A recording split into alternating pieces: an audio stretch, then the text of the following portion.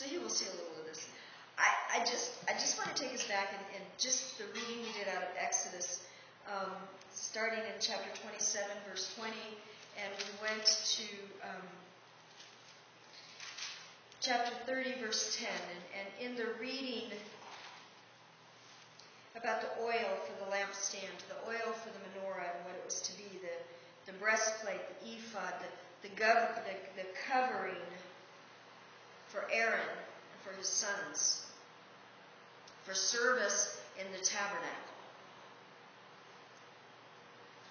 and later on service in the temple that was built in Jerusalem. You know, in our society, there's so little we really understand about a sacrificial system.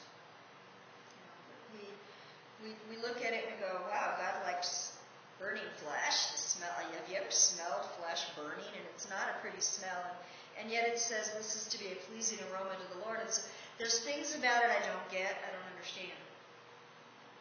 But there are a couple things that as I studied this, as I read through this, as I looked at it this week, that the Lord just kind of brought to my attention or brought to my mind, and that we who don't understand this system, we think of sacrifice and offering under certain terms. Okay? I've heard that the difference between an offering and a sacrifice is this: that the chicken gives an offering for your breakfast when she lays the eggs. The pig, however, gives a sacrifice if you're going to have bacon. That was the definition, that was the description that I was taught under. Now, you know, that's kind of an interesting understanding and an interesting definition. And there's some truth to that in terms of our understanding of offering and sacrifice. But if you look into the Hebrew, what these mean, and you look at a little bit of what it's saying here about the offering and the sacrifices, and there's two really interesting things about this particular passage. One, Moses never speaks in this passage. In this section, we have only God's words. That is said rabbinically to be an honor to Moses, because Moses asked his name to be blotted out. He didn't want to be remembered, he wanted God to be remembered. And this is the anniversary of his birth and his death, was coming up this week. And rabbinically speaking, it said that that's in honor of that, to honor Moshe's desire that God be foremost. Kind of reminds me of someone else in the apostolic writings. John the Baptist says, "He must increase, but I must decrease. He must increase." It's the same concept. Okay, so we have a section where it's only God's words. Moses doesn't say anything, doesn't ask any questions. Nobody else has anything to say. It's all God's words.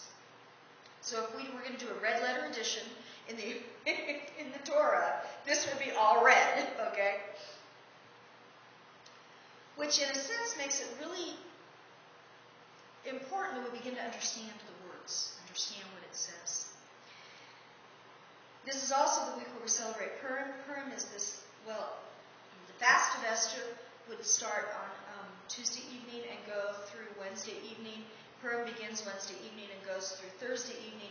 Because of our schedules, we're going to have our Purim celebration Thursday evening. It will be next door. I have props over there that we'll be using on Purim, because we do an audience participation play, and you don't know what role you're going to get until you pull it out of the hat, or the jars, maybe. Over there, you're going to Haman's horses sitting there. There's groggers, because everybody has to be a part. So even if all you're doing is picking up a grogger and spinning it to blot out the name of Haman anytime you hear it, that's still an active part. So everybody participates in the play in one form or another. And you'll have to come on Thursday to see what the rest of that stuff is used for. Janie's been having a blast putting stuff together for this. And it's an interesting, to me, it's an interesting juxtaposition that we have this passage in Scripture where it's only God's voice, and then this week we're going to be reading a book where God's name is not mentioned. The book of Esther, the only book out of the whole Torah where God's name is not named. He is not named in that book. And so we have only God to God's not mentioned. And I got to tell you, God is in both. Very much in both. But that's Thursday night. So anyway, But in the meantime, we're looking at this, and I'm looking at this going, okay, Lord, what is it? What is it about? What is it for? And I'm going to go to where it's talking about the sacrifice and the offering that is made over Aaron in chapter 29.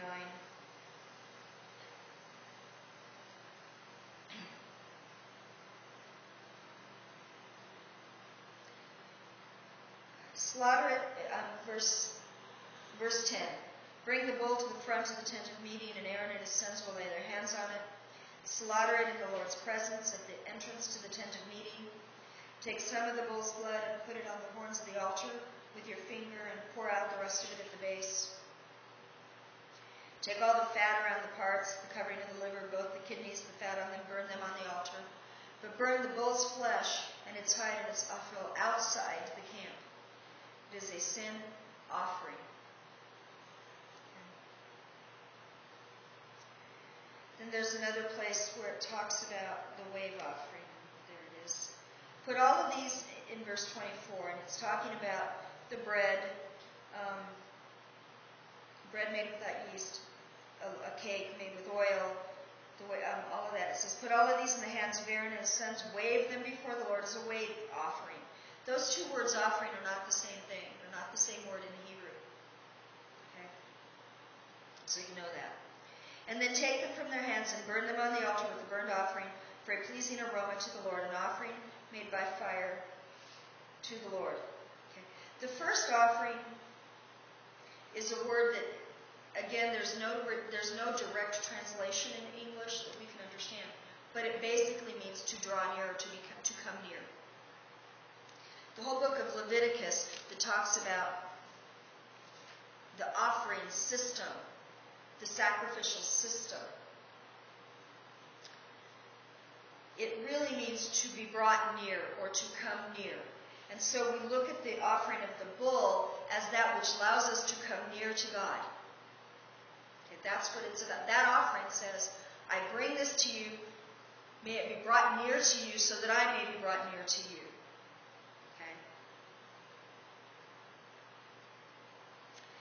The other one where it talks about the wafer, the bread, and the cake and all of that put on the fire before the Lord, let it be as a wave offering, and then let it come up as a pleasing aroma, and has to do with one is brought near, the other is to be, what is the right phrase? I'm trying to think of the exact phrase that I read to understand. To be lifted up, to ascend. That's the right word, to ascend. Okay. So the one is to be brought near, the other is to ascend, or to go up. The burnt offerings ascend before the Lord. The fragrance, the altar of incense talks about an offering that will ascend to the Lord. It goes up to Him.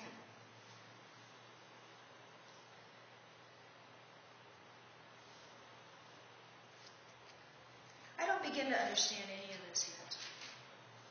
I'm just beginning to study it. I'm not sure I understand all of the parallels that get made in different teachings. And because I'm reading this and this and this, and I'm seeing 3 or 4 different ways of explaining it, I don't really want to try to teach on something that I look at, that makes sense, but that makes sense, and they can't both, wait a minute. Can they both be right? And I don't know yet. So I really don't want to teach powerfully on it. But what I want to say is this. Understanding the sacrificial system is a key to worship. Otherwise, why would God spend so much time describing it? Why would He be so specific about it? Why would He have an entire book, the book of Leviticus, to teach us about all of the offerings and sacrifices? I don't think it's so that we know how to slaughter meat, and which we can eat and which we can't eat. I don't think that's what it's about. I think it's way beyond that. I know this, our God doesn't eat. So I don't think He needs the food. It's not like the pagan temples where the offerings were brought and put in front of the pagan temples, and the people would leave and the priests would go in and eat it all and pretend or tell them that the God ate it. That's not the way it works. In this tabernacle, in the temple, the offering either was completely consumed before God, where it literally was burned up and sent as that ascension before God, to ascend up, or a part of the blood was sprinkled on it, it was cut into the right pieces, and those pieces were divided out either to the priests to eat and to the person bringing it. So that in a sense, there's this place of, I'm offering this to you, Lord, and now I am going to enjoy partaking of that sign of covenant between us, because that's what it comes down to. It's a sign of covenant between God and his people. And a covenant is two ways. It's not just one way. It's always two ways. There is the promises God made to us, and there's the recognition that when I bring something to God, I am partaking of covenant with God, and so I eat of that covenant. And it's a different system than they had in the other places, in the pagan temples. There are some in the Messianic movement, some in general, who teach and who understand that out of what our Haftarah portion reading is out of Ezekiel, and it's in Ezekiel where God has Ezekiel describe the high priest that will be offering sacrifices again in the new temple. We don't have the new temple yet. We don't. The temple that Ezekiel describes is not on the face of the earth. It has never been on the face of the earth. It hasn't been here yet. There are some who teach that it was a figurative thing that was offered to them at the time, and they rejected it, and so therefore it's never going to exist. There's others that teach and believe that it's going to be built, it's going to be a part of the millennial reign of Messiah when he comes back to earth, and when he establishes his kingdom on earth, and that it will be built again, and that sacrifices will begin to be made again. Because you see, they're not all sacrifices for our sin. Some of them are thanksgiving offerings. Some of them are offerings of pledges. Some of them are offerings for other things. I mean, they're not all about our sin. They're all about drawing near to God. Let me come near to you, God. Let me come near to you, God. Let me come near to you. And because God is so holy that sinful man cannot stand in his presence and live in reality, I'm going to send this animal to you. Let it draw near to you. And I will be as close as I can be while I'm still in this flesh. There's some who teach that the sacrificial system will be reinstated. Some that go, whoa, it won't be. Some that, it doesn't need to be because Jesus fulfilled every one of the sacrifices. There's so many sharp disagreements on this. People break fellowship over their disagreements on this. I don't know which way I see it right now. What I know is this. God has promised that Jesus is returning as King. I know that God has promised to meet with us as people.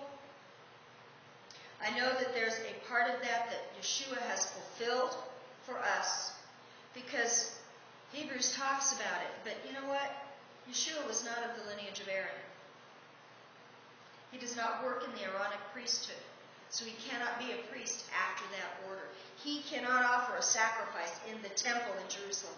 If he were to have gone in and tried to offer a sacrifice in the temple, as far as going past where he would have been allowed as from the descendant of the tribe of Judah, he would have been killed. They would not have let him into the Holy of Holies on the earth. But I know that in the heavenly realm, in the tabernacle that is the throne of God, it says that he entered the most holy place as a priest after the order of Melchizedek. So there's different types of priesthoods. I don't know which type I fit in, but I know. I know that I know that I know. Because Paul writes it. You are all a royal priesthood. a chosen generation. We all stand before God individually. But then so did the entire nation of Israel. You see, when he set up the priesthood, it wasn't because Israel wasn't holy before him or he didn't want to be with Israel. He set up the priesthood to teach that there has to be a mediator between God and man. He set up an Aaronic priesthood. There's a mediator between God and man. The priesthood of Aaron. The high priest stood as mediator between God and man. What we see in the apostolic writings and in the understanding of Yeshua, he is that high priest now that stands before God and men. And even as all of Israel was to come to the tabernacle to worship, all of Israel came to the tabernacle to worship. All of Israel, not just some. Some of Israel got to go into the holy place and take the sacrifices that were brought to the courtyard and take them to the holy place. Those were the sons of Levi. Those were the sons of Aaron. Only one was allowed to go into the holiest place, the Holy of Holies. And by the way, when he went in there, all of the garments that they're talking about here, all of these things that were to make him look, to make him stand out, to make him be different, all of the garments that designated Aaron as the high priest to give him honor and glory before people, all of that came off before he went into the holiest place, the Holy of Holies. When he went into the holy place, the holiest of holies, we learned that on Yom Kippur, on that day that he does that, everything comes off except for the linen. He goes in as a human being before God, without all the trappings. Which is how come I know that there was never a rope tied around his ankle and the bells didn't ring in the holiest of holies, because that was not there. He wore that in the holy place, but not the Holy of Holies. That's a wonderful preacher story, but it isn't true. Sorry to disappoint some people. I grew up believing that and understanding that they tied a rope around his ankle so that if he went into the holiest place and God struck him dead, they had a way of getting him out of there so he didn't stink up the place. That's what I was taught. As I studied this, I find that that's not the truth. Which is all the more reason for each one of us to study on our own, to study our own, to study, to look at it, to learn it, to do everything we can, to know that what we're being taught is truth. I don't ask anybody to agree with me on everything. If we agree that Yeshua is Messiah, you're welcome here. Even if there's other things we don't agree on. Yeshua is Messiah. He is Messiah. He's our mediator. He is the high priest in the temple in the heavenlies. He was also the one who suffered and died for our sins. The righteous, the pure, the holy.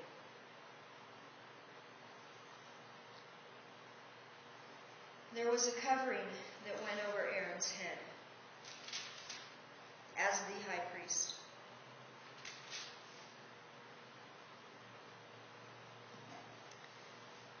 Holy to the Lord. Kadosh la Yahweh. Holy unto the Lord. He wore that on his head. It was hammered in gold. It was a turban thing. Holy to the Lord. Holy to the Lord. Holy to the Lord. He wore that anytime he was in the tabernacle. Holy to the Lord.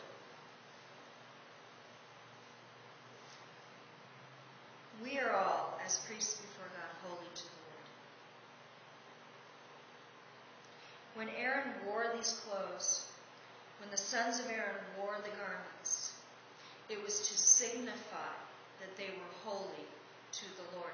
Their role was not to serve the people. Their role was to serve God. Nowhere does it say that the priests were to serve the people. It says repeatedly, their ministry was unto the Lord. Their ministry was unto the Lord. Their ministry was unto the Lord.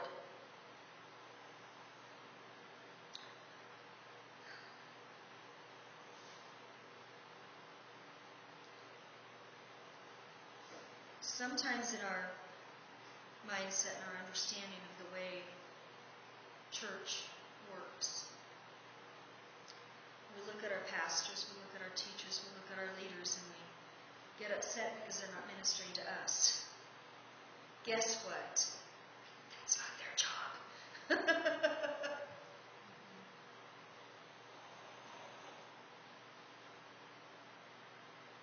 My role in leading this fellowship right now, and my husband's role in leading this fellowship, we're not here to please people, we're here to please God. The ministry is unto the Lord. The ministry is unto the Lord. If people don't like it, oh well. I mean, it's just that flat, just that solid. My ministry is unto the Lord, as I explained last night with the group, and I've explained it to them I don't think I did last night. Usually I do. There are different types of worship leaders. There are different types of leaders. There were different roles and levels in the priesthood. And I don't mean levels in a hierarchy of importance. I just mean different places they were to be. There were some who stood at the door and received the offerings from the people and took them to the holy place. There were some who stood outside the door and made sure that that area was clear, that made sure that it was okay, that helped keep out those who didn't belong. There were those who stood at the door and who called out and announced the Shabbat, so people would know. There were those who stood at the door who called out and announced the festivals, so people would know. There were those who stood at the door and ministered to the people. There were those who were kind of in that middle place, who met the people at the door and took it in, the sacrifices in, ministered to God, came back out, gave back to the people that portion that was for them. Out and in. And then there was the one that only ministered to the Lord. Only to the Lord.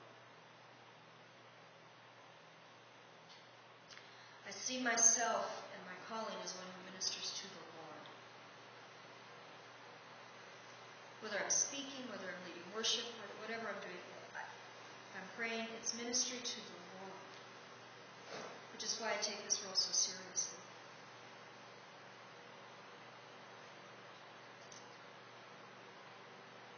When I stand and minister to the Lord, His Spirit is strong, and I know that. When I go out and do other things, the Spirit is still strong on me, but it's not the same strength. It's not the same thing. Aaron put on the garments.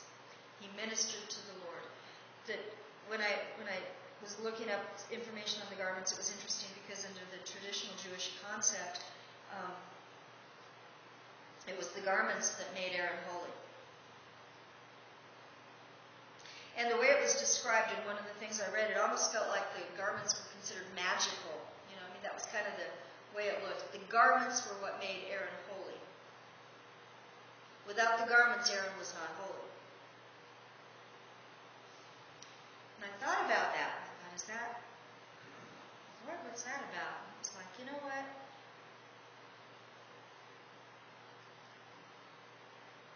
The Word says that Yeshua clothes us in fine linen, white and pure. Without the garments He gives us, we're not holy. Without His blood, we are not able to come near to God. Without the anointing of the oil, the Holy Spirit, which is what it represents, it's all waste.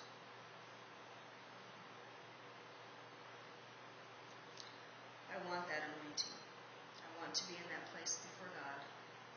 I crave, I'm addicted to that time with God.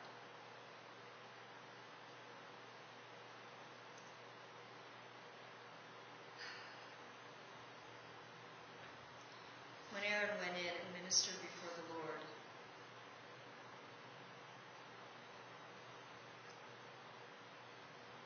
God ministered to him.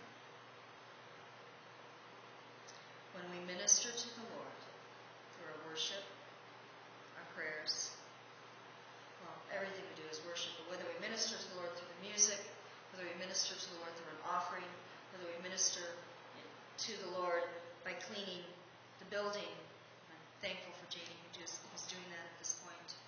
whether we minister to the Lord by reading the Word, whatever way we minister to the Lord.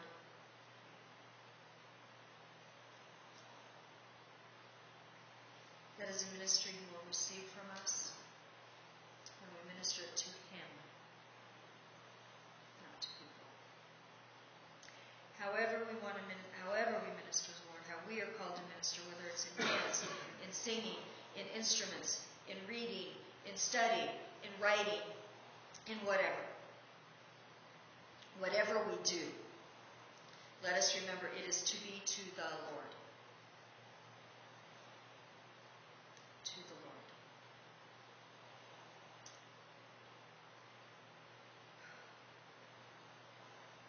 Because when we minister to the Lord, we are able to have that place of the sacrifice drawing near to Him. We're able to have that place of seeing that offering that raises up, that burnt offering that ascends to Him. Our prayers, our tears, our offerings that ascend to Him. And we minister to Him.